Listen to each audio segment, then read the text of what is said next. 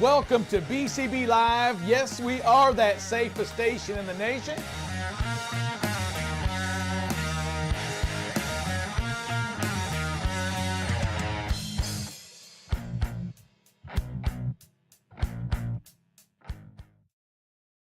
Good morning, everybody, and welcome to BCB Live, the safest station in the nation. Drive Safe Dave here, working to make it better for you and make it safer for you each and every day on the safest station in the nation. Sir Rick is not available today. He's actually in an insurance meeting as we speak, making it safer for everybody else out there on the road. So he's left it to me to come out here and talk to you a little bit about what's going on in the United States. I will tell you, as of right now, I think we should continue to talk about it and continue to bring it up because it now has become the worst fire in the last 100 years in the United States. The death toll is now at 96, what's going on in Maui, and there are still over 100 people unaccounted for, and I assume that death toll will continue to rise. So our prayers go out to Maui. Our best wishes go out to them to help rebuild that community, help them recover, and help them to bring back some of the vibrant life and the beauty that you can see that is along here on the Hawaiian coastline. So I hope that we can bring a little bit of heaven back to its former glory here as soon as possible, but it will take a long time to recover, and it is a long road to go. And our prayers continue to go out to them as they continue to make search and recovery efforts there in that community. I just wanted to bring that to your attention. I also wanted to bring to your attention that the FMCA will accept challenges to the meal rest break exemption. As of right now, the standard is at an 8-hour, for a driver, it is standardized throughout the United States on the FMCSA rules that you must, in an 8-hour drive period, in a work period, you must have a 30-minute break somewhere along the way. The California rule wanted to supersede that and give a 30-minute break every 4 hours, if I'm not mistaken, plus several 5-minute breaks along the way.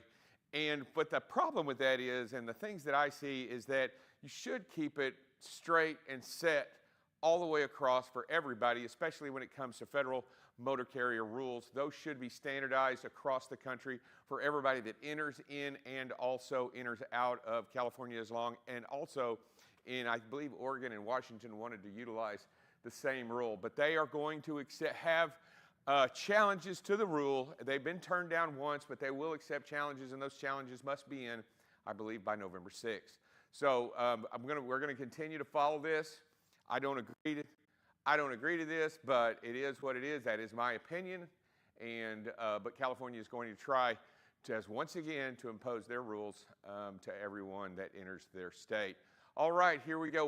We come back. We have a very, very interesting guest. He's going to talk a little bit more about safety and the implications of drug use and how it looks and some of the complications that he wrote a very great article, but I'm going to let Steve Kepler talk a little bit more about that when we come back right after this message on BCB Live, the safest station in the nation. We'll be right back.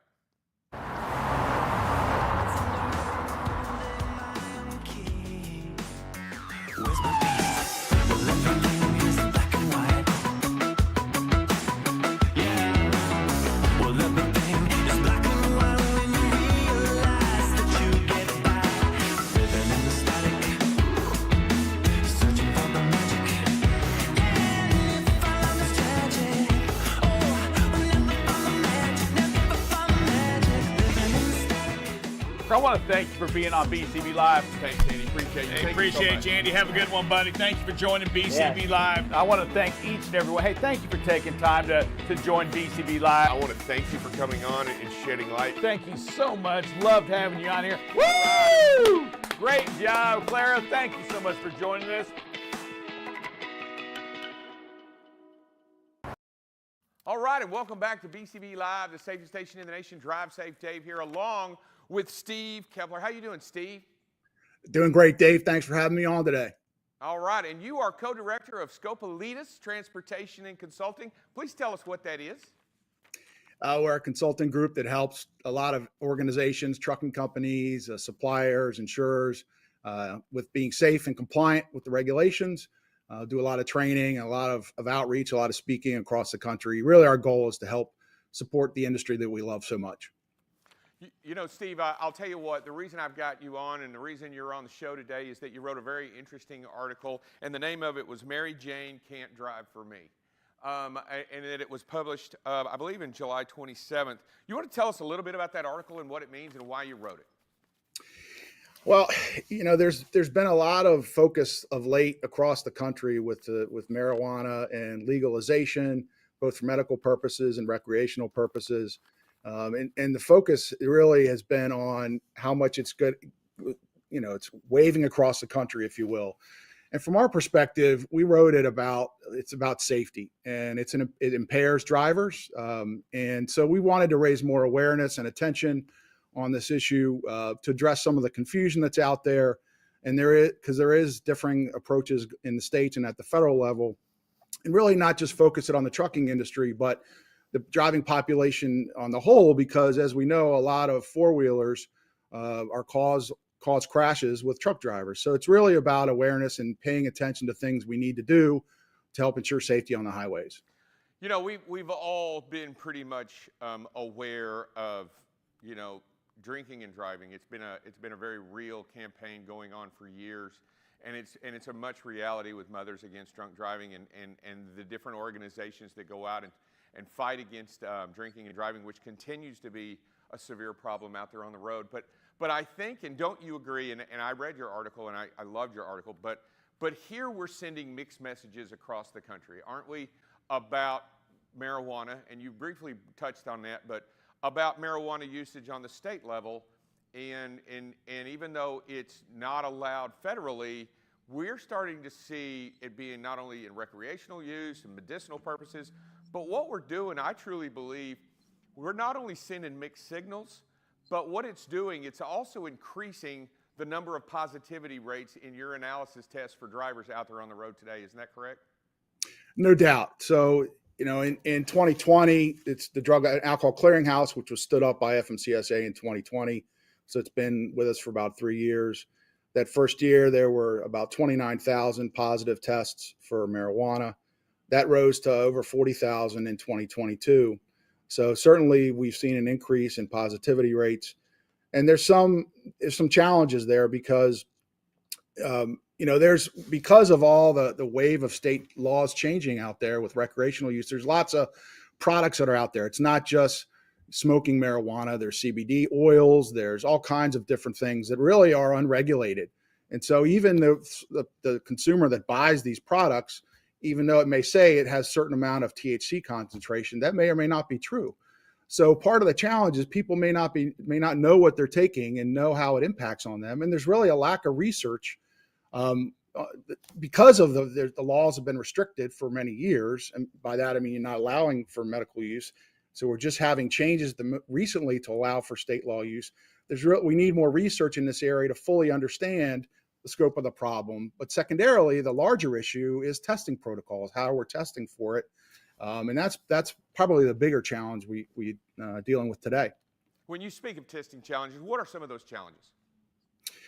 Well, first of all, it's a form of impairment, right? So let's start there. Marijuana impairs the driver, impairs cognitive skills, and impairs balance, impairs coordination, how you operate the vehicle, perception. There's all kinds of things, and there's plenty of research to document its impairment to the body.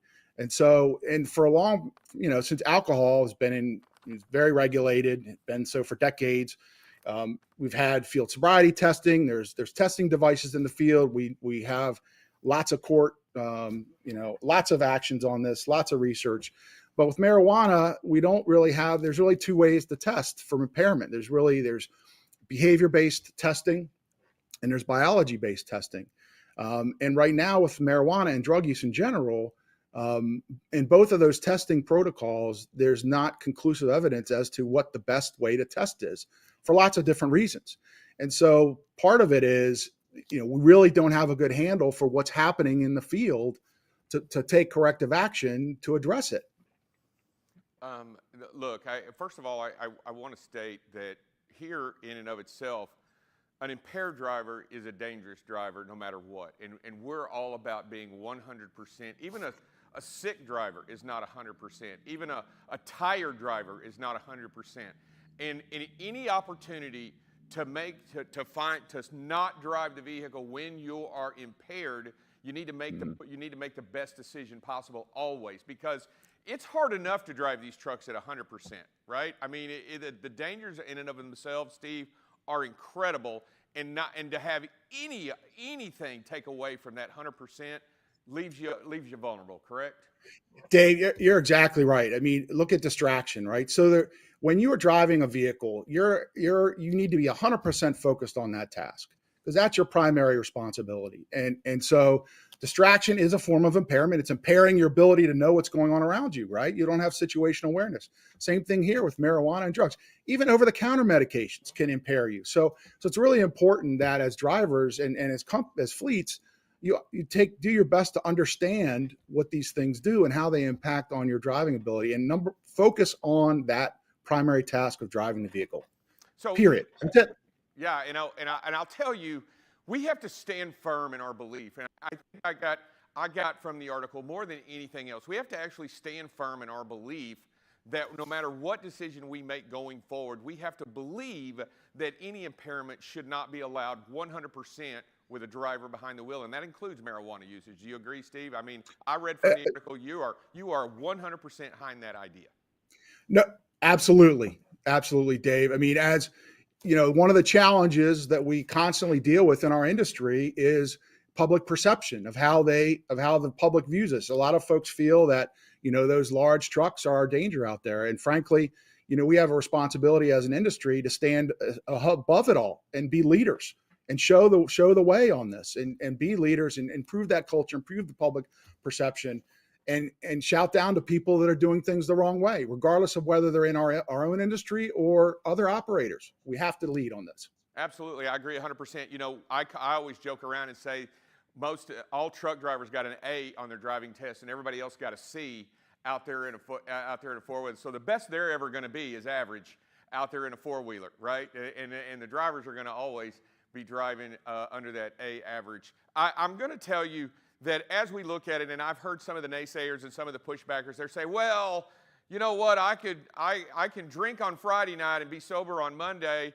Why can't I do that with drugs on Friday and be sober on Monday? I mean, we have all these, and I think we still have a hard time disassociating ourselves from that mainstay. But in the reality is, Steve, we have to do everything we can to keep this industry clean and moving forward and be leaders in the industry, correct? Yeah, and frankly, I think, Dave, a lot of folks think they know how alcohol impairs them and can affect them. And as we know, it impacts everyone differently. And drugs, it's even worse, in marijuana, because even though a certain concentration could impact you, for example, one study that said, once you inhale marijuana, you need to wait at least 5 hours before you do anything. And there's other research out there, for example, that shows a correlation between marijuana use, showing a 5.8% increase in crash rates and the injury crashes, and 4.1% on fatal. So we've got documented evidence, regardless of how you think it impacts you. We've got evidence that shows it. Number one, it does, and number two, it impacts on crash rates. So really do the right thing and don't even mess with it at all. Yeah, I think. And I agree with you, Steve. I think one of the great things about your article was that the information still continues to go out there, and we still need to continue to educate our drivers today on this very topic and continue to bring it up and talk about it, because I think education is genuinely the key to success when it comes to this topic right here. Sure. And I think the other thing I'll mention, Dave, on the flip side is, there are uses for medical marijuana for legit purposes. And there are people that are using it as prescribed by their doctors. And we're seeing drivers get tested positive for this, and it's impacting on their jobs. So again, it's to your point, make sure that we're educating, make sure you're talking with your doctors, make sure you're talking to your fleet, fully understand the impacts of this and how it could impact on your way of life. Absolutely. Hey, thanks, Steve, so much for coming on. Thanks so much for what you do out there. I know you and your organization work very hard, very tirelessly to put safety in the forefront of whatever it is you do. You are always invited back on this show as a premium guest when you talk about safety. But before we get out of here, I'm going to ask you to do one thing for me. I'm going to ask you to state your name, who you work for, and that you're watching BCB Live, the safest station in the nation. Can you do that for me? I sure can. So, hi, I'm Steve Kepler, co-director at Scopolitas Transportation Consulting, and you're watching BCB Live, the safest station in the nation. All right. Thanks, Steve, man. We appreciate you, and have a great week, man. Thanks a lot. Thanks, Dave. You too. Appreciate having me on. Bye-bye. Take care.